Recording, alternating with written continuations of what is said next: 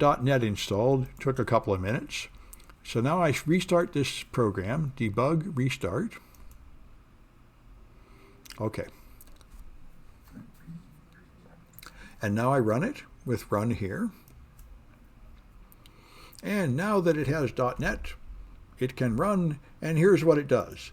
It prints this Bob Ross picture, and when you click the decode button, some garbled mess appears here, and he turns into a Dogecoin dog.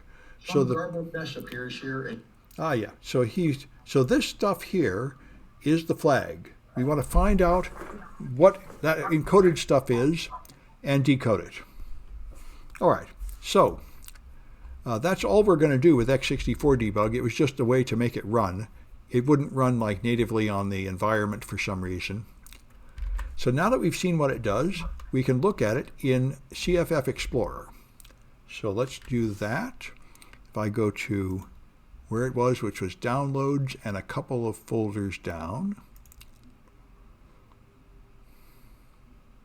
132 and 132, and here it is, challenge 1. So if you examine this with CFF Explorer, which is here, all right, then it will tell you that it is a portable executable 32 .NET assembly, which is what I was talking about. That's how you can identify that it is .NET. So for .NET, you can use ILSpy, which is a tool that's already pre-installed here. For intermediate language, SPY. And now you can open this thing.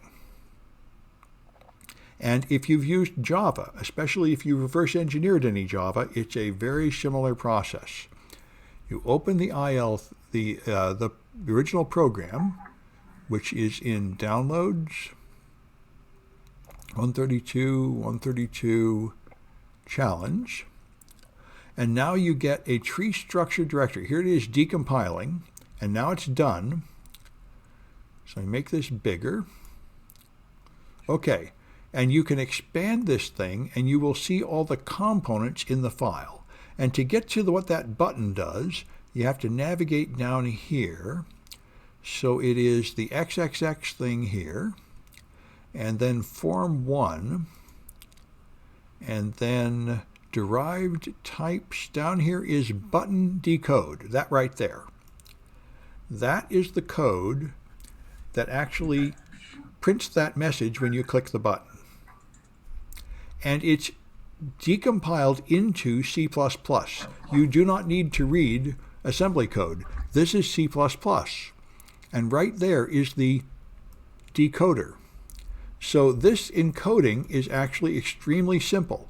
All it does is shift to the right 4 bits and then do an OR with stuff shifted to the left 4 bits. So what that does is it flips the nibbles. The first 4 bits move to the right and the second 4 bits move to the left. And then it does an XOR with this constant value of 29U. So it's a simple mathematical operation that will scramble that data. And so you now know the algorithm, and you can easily reproduce it in Python or any other language. And now you need the data, and the data is just here in resources. So if you go into resources and then find dat secret encode, you can save it from here. And I said save it with the name dat secret in the same folder as challenge 1. So right there, save it as dat secret. Rid of all this and this. All right. And now all you got to do is make this script and decode it. So the point is just to understand how this stuff works. And if you look at that button again here, you can view it in C#, or you can view it in IL. And other tools will even let you visit it view it in Visual Basic. This is the actual language, this intermediate language that looks a little bit like assembly code. That's what's really stored, but that can be reversed back to a high-level language. You can turn it back into C# or back into Visual Basic right here. And all you have basically the source code. This is, by the way, true of Android apps. Android apps are distributed this way in Java, and you can easily get back to the source code in Android apps. So Android app reversing is extremely easy. And there's another one down here, Meme Cat Battle Station, which is fun. You play a game, and again, you have to find some arming codes, and you can find them by just reading the source code. So, playing games when you can read the source code gets really easy. And learning how .NET works is a good thing to know. So I wanted to point you to that one.